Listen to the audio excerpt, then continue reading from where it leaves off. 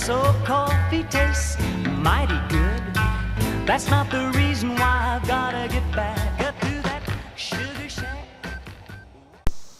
Hey, alright, so today we're going to start working on the Tsunami sound car. And I don't have all the components I need yet, but oh, I got a crazy dog though.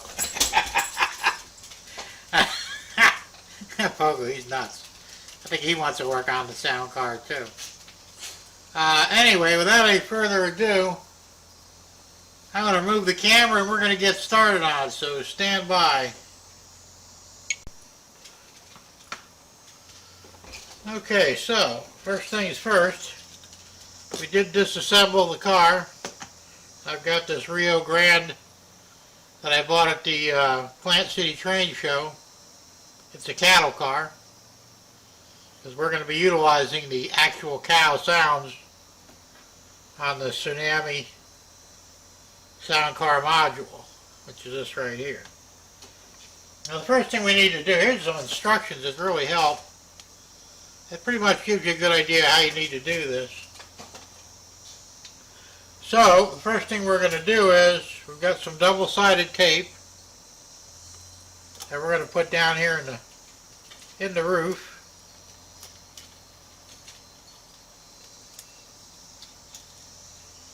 And we're just going to fasten it down.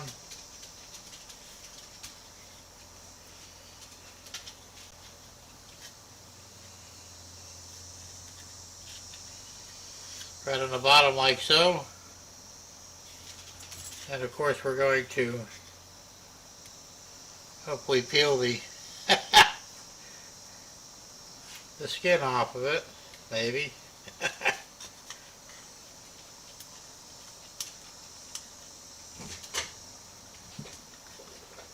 And maybe we'll use some tweezers.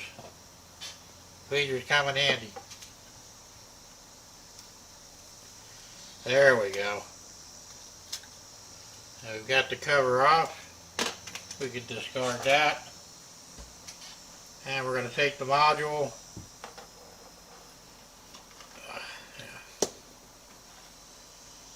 So many little wires, pain in the butt. And we're going to put the, you can see it's got hubs on it. These are the magnets.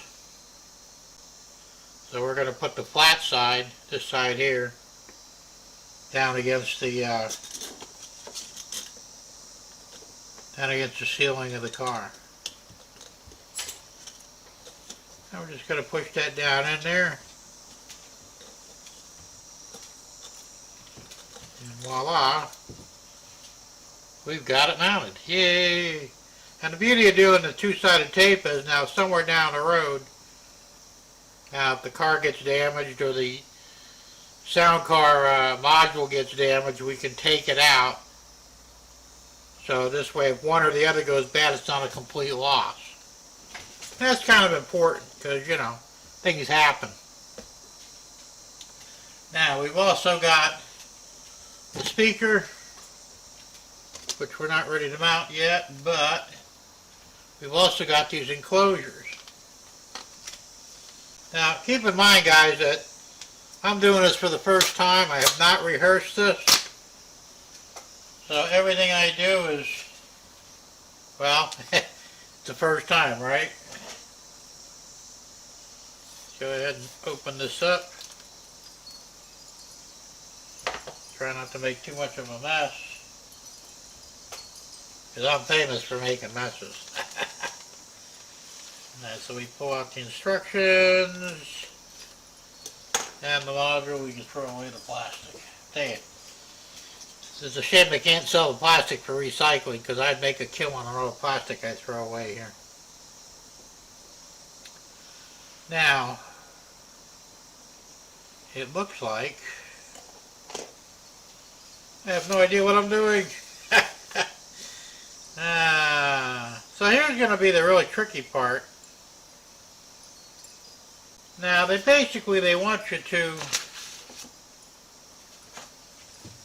mount the speaker down right here. Mount the speaker down on the bottom of the car Because this way you won't see it, otherwise it would kind of, you know, I guess anyway. I don't think you can, there's no vents on the thing there. I don't really know. Let me see here. I'll tell you what. This is going to be tricky.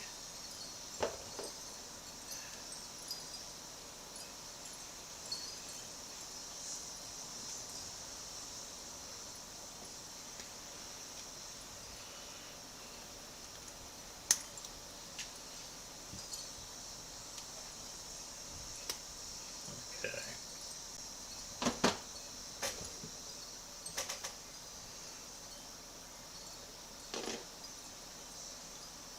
Now, by the looks of it, this is the actual mounting piece that wouldn't fit in the car anyway. And that could be a problem. So, we may have to take the speaker out of the box and take a look at it.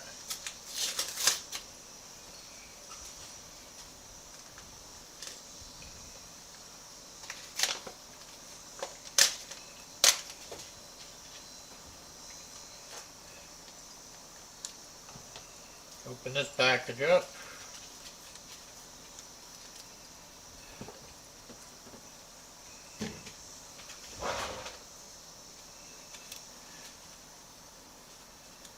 Instruction card there. I don't know how much kind of instruction you need for a speaker. You got 2 wires.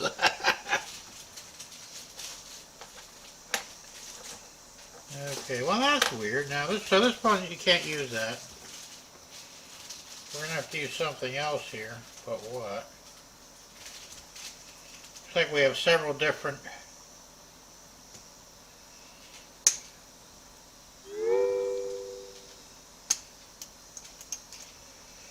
I'm guessing you'd have to glue this down too.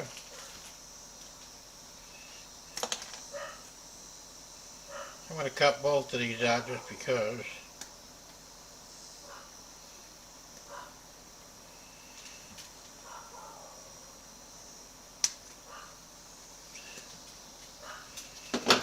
Okay, put that over there. I'm guessing that speaker will fit in here.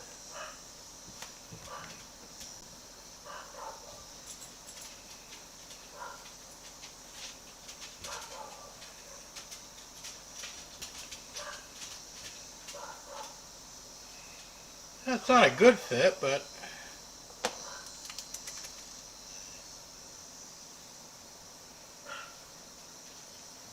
see if this one is better.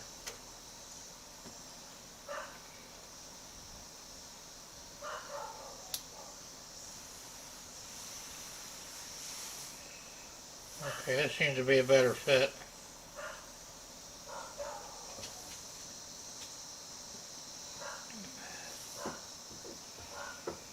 Now,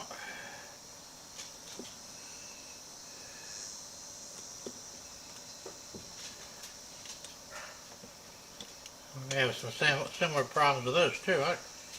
Yeah, this is HO scale, so I wonder why it's not smaller. Yeah, this definitely hangs over the sides. If you can see that or not. So that could be a problem. We may not be able to mount it down like that. We may have to mount it on the side. But you know, in and of itself wouldn't be a problem if I mounted it like right there. You're not going to see it anyway. So I think I can get by with mounting it on the side, and that will solve a whole bunch of issues. So I think that's what we're going to wind up doing. Of course, I can't do that yet, because I've got to wire it up first. And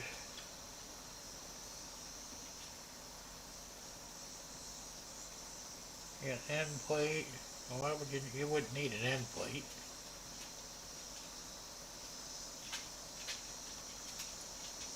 Chamber, drill holes in the side for wires to pass through. really not going to be an issue one way or the other anyway. So.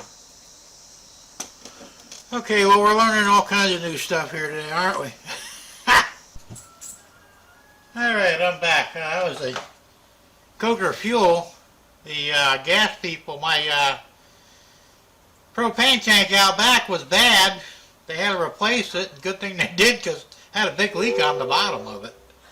That could have been very dangerous. So anyway, we got that taken care of. It didn't cost me nothing either. That's even better.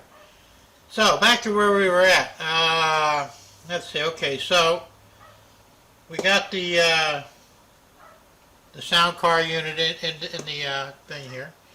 And we were going to mount this on the side, but not until I solder the wires, which will be great. So the only thing I'll have to do after that is drill a couple of holes through this plate. And I can make wipers for this, but to be honest with you, I'd rather just buy some pre-made. Plus I want to get the keep alive circuit for this too. So I'm going to end this part of the video for the moment. I'll be back as soon as we're ready to start doing it again, and we'll go from there. So stay tuned. We're not going to finish the video. Just going to take a break until the parts come in. So be right back.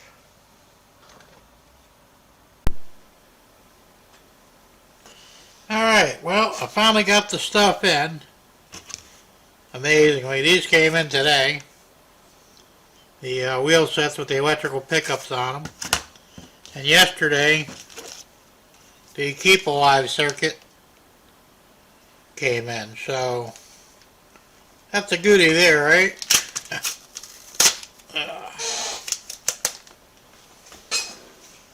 Now the keep alive circuit's pretty simple. On this particular setup, it just plugs in, so there's no soldering or splicing necessary, which of course is always a good thing, because, you know, soldering is a pain in the butt. Sorta.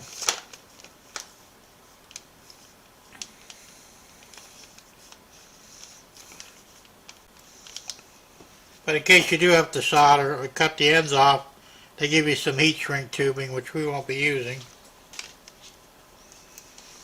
By certain situations you would need to solder it in.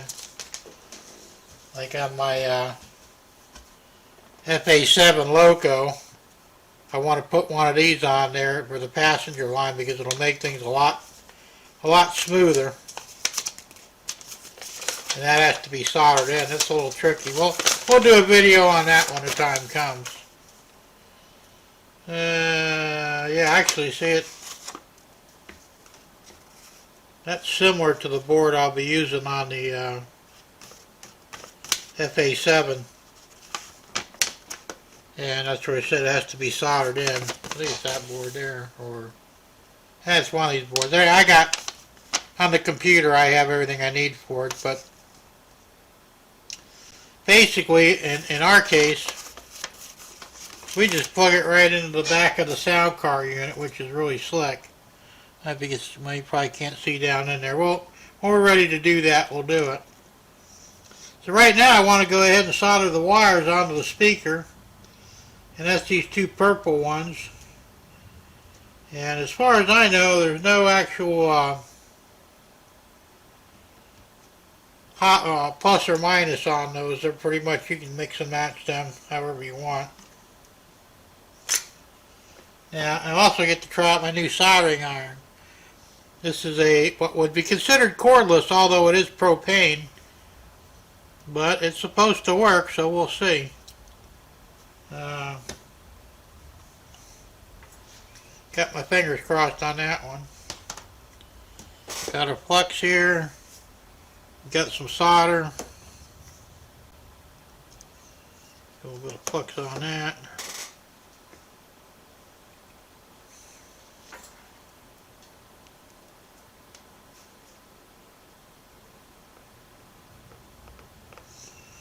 Some flux on that.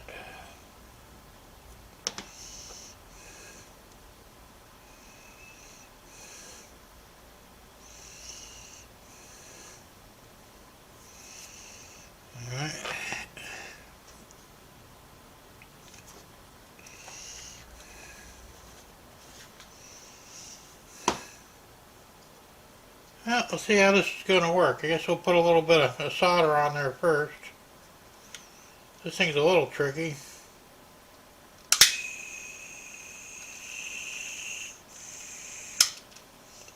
I know there's a way to keep it on. Alright, there we go. It is in the on position, and this should be getting pretty hot.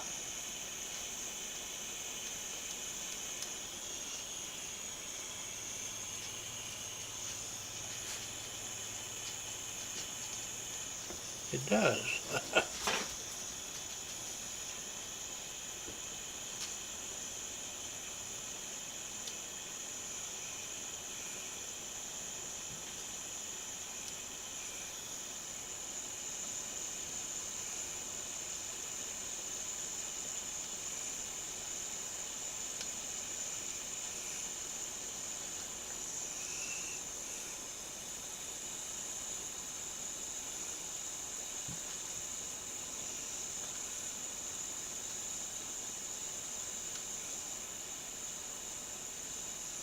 There we go, got some solder on there. Now what we're going to do is,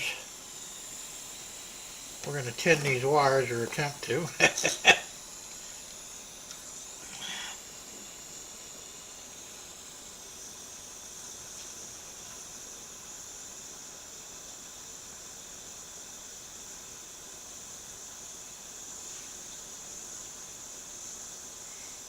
that one's tinned.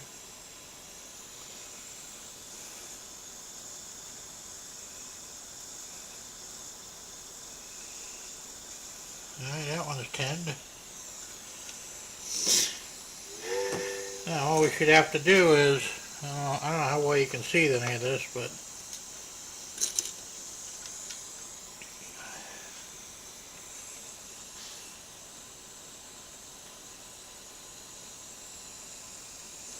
see, I'm not a big fan of these small ass wires.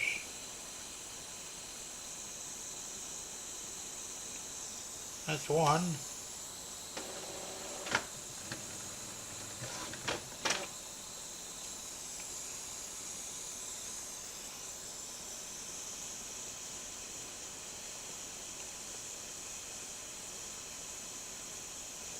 And that's two. Except there's always swing that over there. Of course, it's very hot. It's pretty slick though, huh? No cords, comes in handy. Okay, we got our wires on here.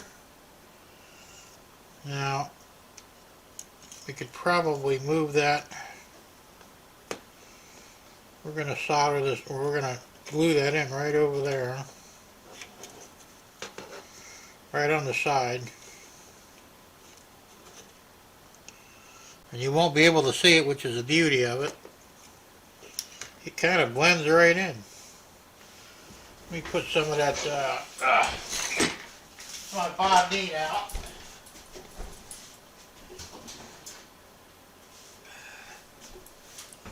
The old bondine. Yeah, I know. Can't help but get weird when you're doing this stuff.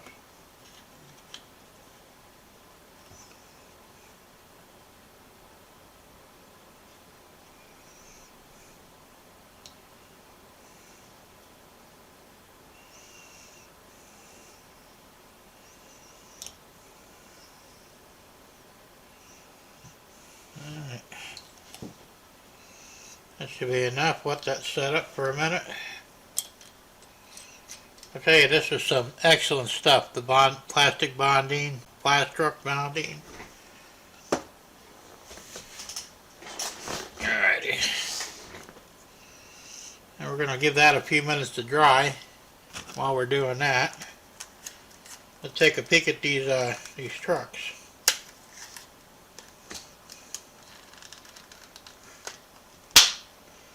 I tell you, I really had to shop around for these. I got these on eBay. And I thought I got a fairly good deal. I mean, these were the cheapest ones I found with free shipping. I mean, a lot of them, they really just want to bend you over on a lot of this stuff. And I don't know why they're so expensive.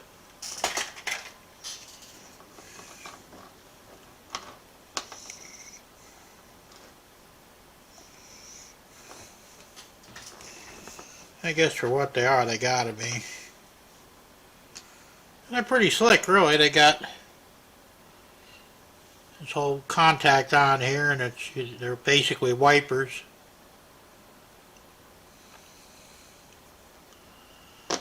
Now the only thing I do, okay, now they got a red dot painted on them, and the dots have to be opposite, so they're going to be like that. I don't know if you can see that or not, probably not. So one dot's got to be to the right, and the other dot's got to be to the left. I don't know if you can see that or not. This way, otherwise you'd have a dead short, and nobody likes dead shorts. So. Now, off camera, I went ahead and drilled the holes in this. And that was a little tricky. Tell you, the underside was a problem because even though I went through from the front, it broke the plastic. It wasn't a clean cut, and I don't know why. I mean, you're not going to see it, so it's no big deal. But, and they recommended a 3/8 inch hole, or a 3/16 hole, and that's what I did. I also filed down the edges so that they wouldn't be sharp and cut the wires. So, the way this works is, you basically just feed your wire. It takes a lot of wire here. I don't know why I had to drill such a big hole either, because I could have got by with a much smaller hole. Just feed that right through like so.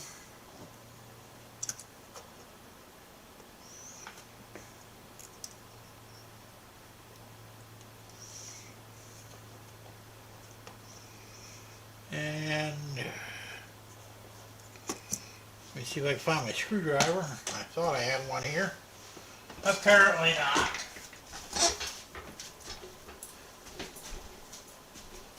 That moves all the way down here. Typical.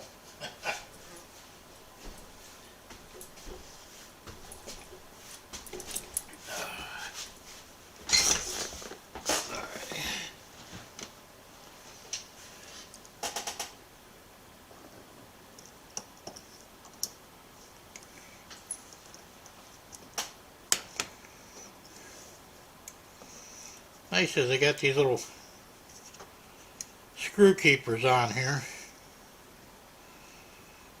which of course you would remove after the screw is started. Pretty slick, really.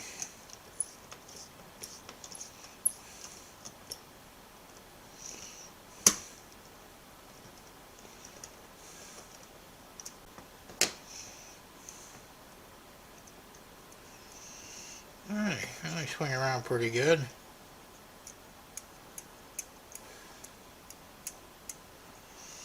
That's one end.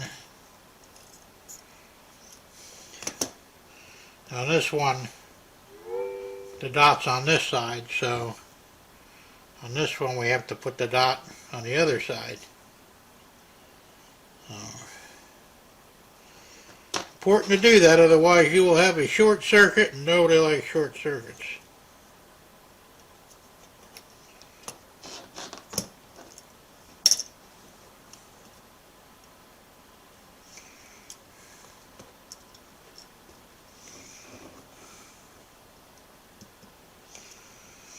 And we get the screw started.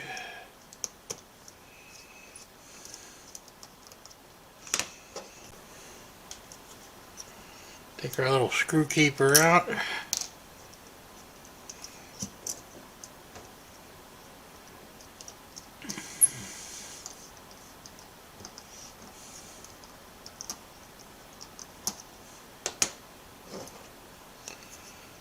Check for free travel, we're good with that. So this is what the finished product looks like. So down here you got the red dot on this side, and up here you got the red dot on that side. It's important to do that, otherwise, like I said, you will have a short circuit. Now, I don't think it really matters, even though there is a hot and a positive and a negative on this, but I don't remember seeing where. This one, that's the current keeper. Here's the other one. Let's see what it says about that. Oh, that's not it. There it is. Too much paperwork laying around here. Okay, brother, we did keep the speaker at least 5 millimeters away from the intelligent consisting sensor. Yeah, that's more than 5 millimeters. That's good.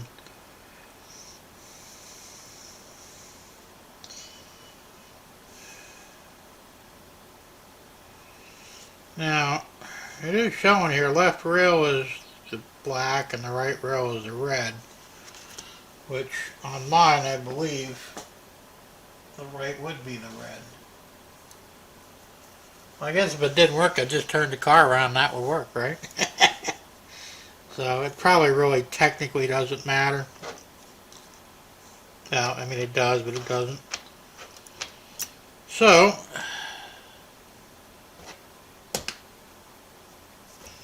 I suppose before we do anything, we should probably put this current keeper in here. And like I said, it's a really little tiny thing here, and it's going to be fun to, when all else fails, break out the tweezers.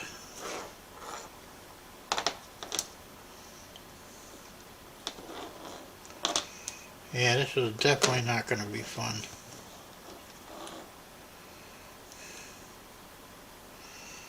That's probably something I should have put in before I put this in here.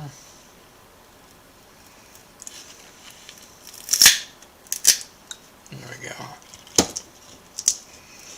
Once again, that's another handy thing with the two-sided tape. You can always undo what you did.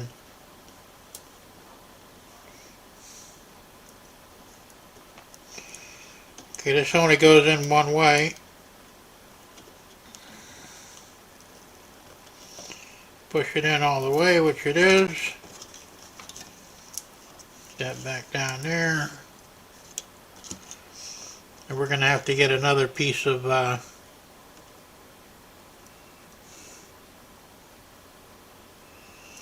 actually, we probably put that. No, actually, yeah, we could probably just do this right here. Put it right beside it. There we go. See, just like that.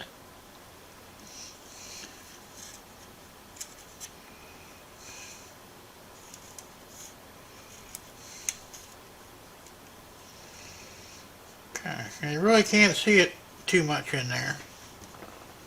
So we should be okay with that. Too much like work, right? Put that in there. So, you could probably shorten these wires up quite a bit. I don't think we really need them that long.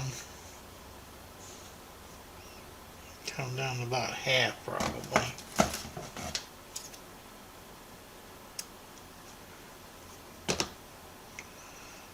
I don't know what kind of application they thought this was going in, but seems like, you know, something like about this long, right?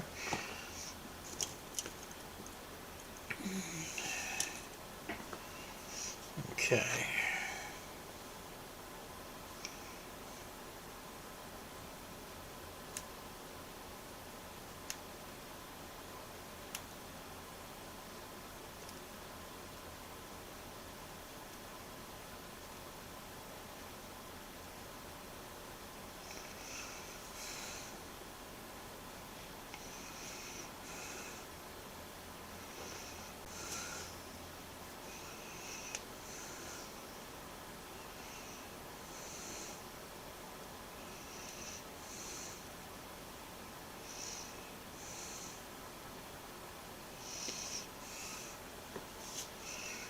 Okay, so we got those stripped, and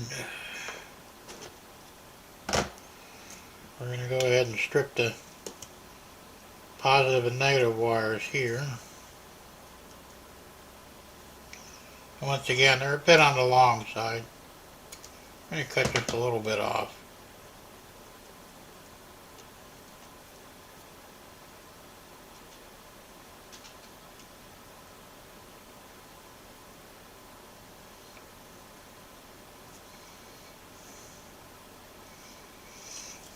the red.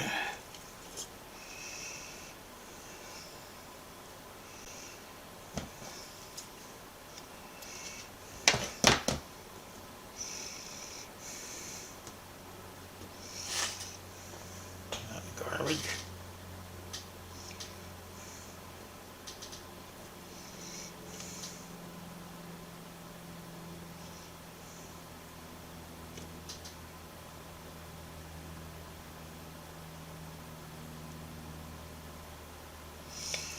Okay, so now both those are stripped. Too much like work, right? Alright, I'm going to take a break here, so I'm going to pause the camera for a minute. When I come back, we'll solder this up and go from there. Okay, we're back. So, I went ahead and I tied the two black wires together, the pickup and the negative. So we're going to go ahead and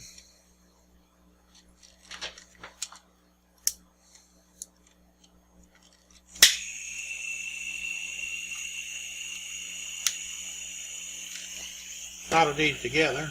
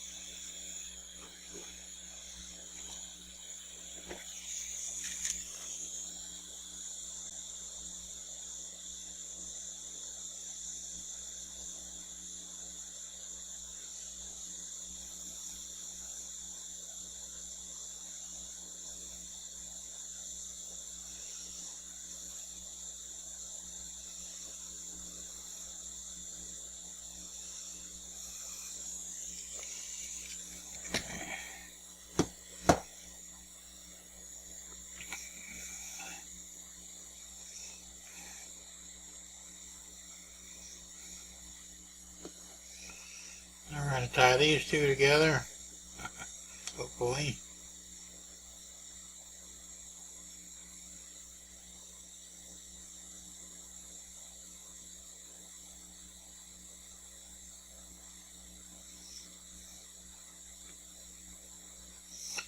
Yeah, they don't make it easy with fat fingers. As Wilmer likes to call them, the sausage fingers.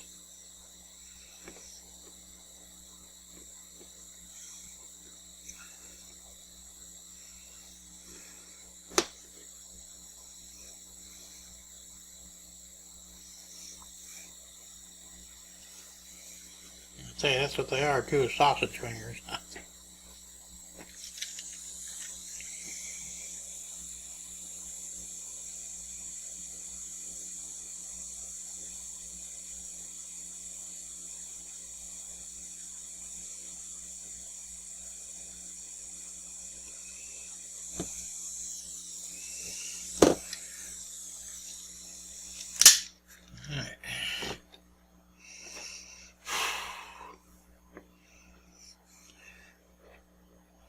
That was more fun than it needed to be, right?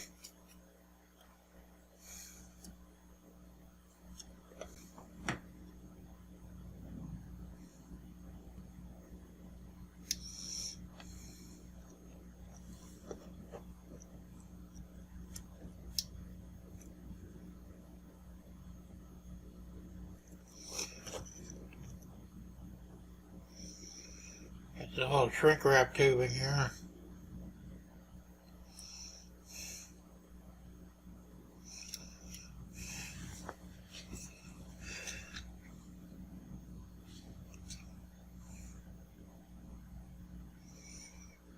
This is still hot enough to...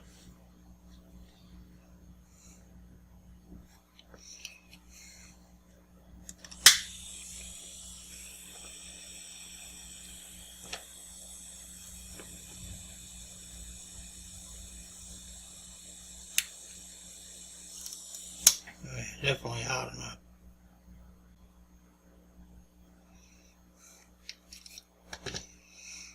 Okay, that one's done.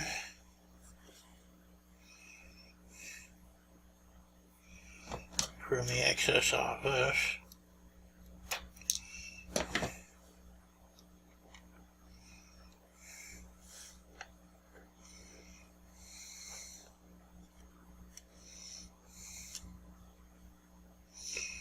That's where the Chinese really come in handy, or Japanese. They got them really tiny little fingers.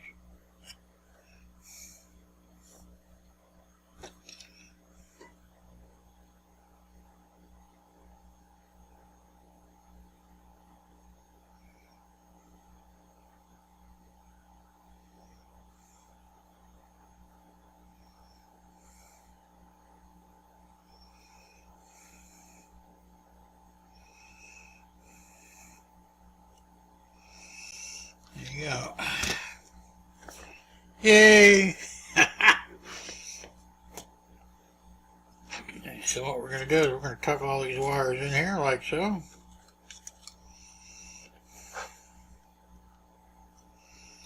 We shouldn't really see them, I don't think.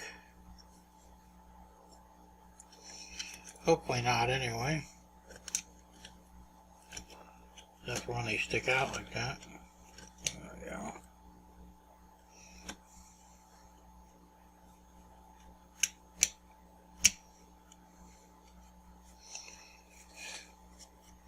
And there we have it. So now I guess the test comes up, see if it's going to work, huh?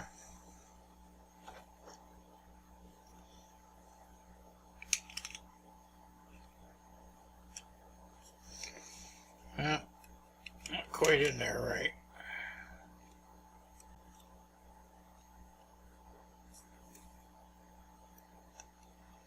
Okay, I think that's good. Alright, let me turn the power on to the track. I'm going to bring my cab controller back here.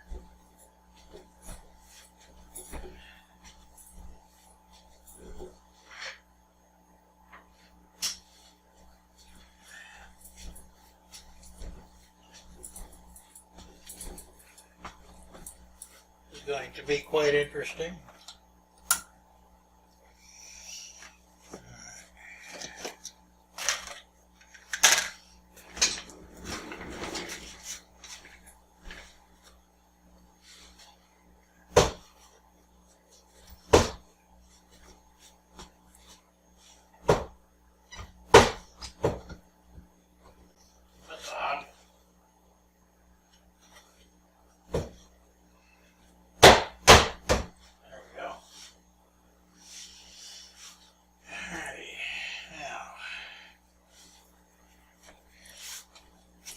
I'm going to pause the camera to get all this set up, so I'll be back in a minute. Alright, we got it on the track. And it took me a few minutes to figure out how to use everything. We got the cow moving, I had to change the CVs on it. We have a bell. We have a horn.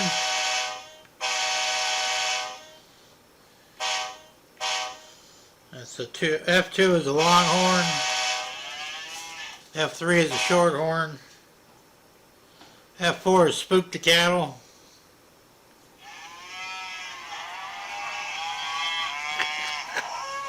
Ah, that's too cool.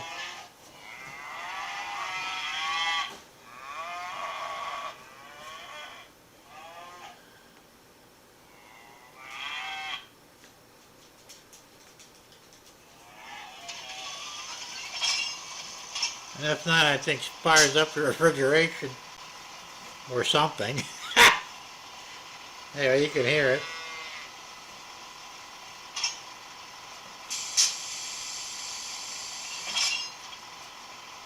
Brake squeal. And you got the wand here.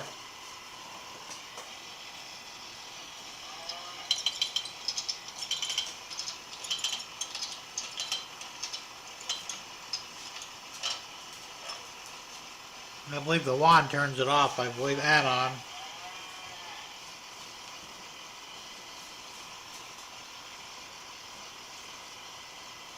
Well, it's got something to do with the consist.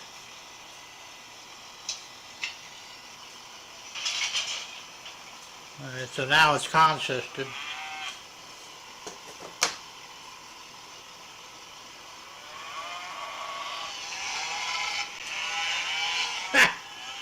Yeah, I'll have to play with it some more to figure out exactly everything it does.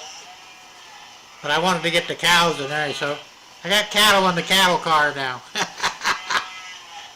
And they're just mooing away. It's a good thing I didn't have a chicken sound. That would have been bad.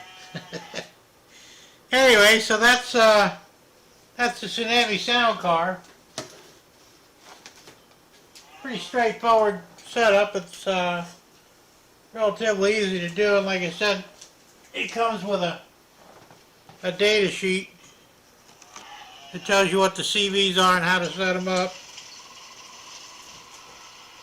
I set the master volume control all the way up to 255. I selected the cows. The cow is CV226. It's set to 1. If I had set it to 2, it would have been the sheep. Those were the choices on that. You have different bells, 0 to 4, air horn 0 to 10, moving sound scaler, rolling stock type, braking rate. So there's all kinds of stuff on here. I said I'll have to really play with it.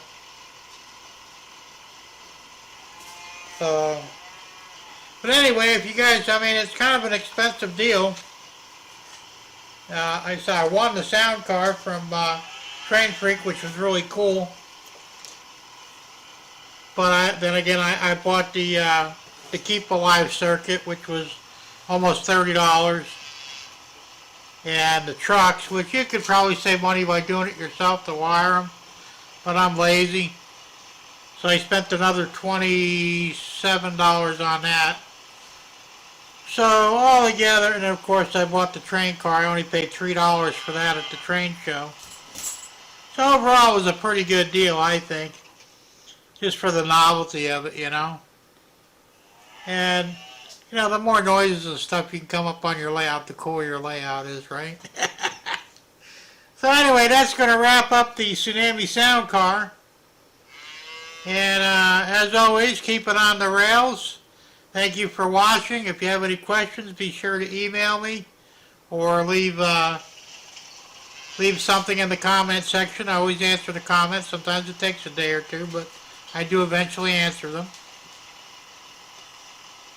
And yeah, that ought to do it. We'll see y'all later. Bye.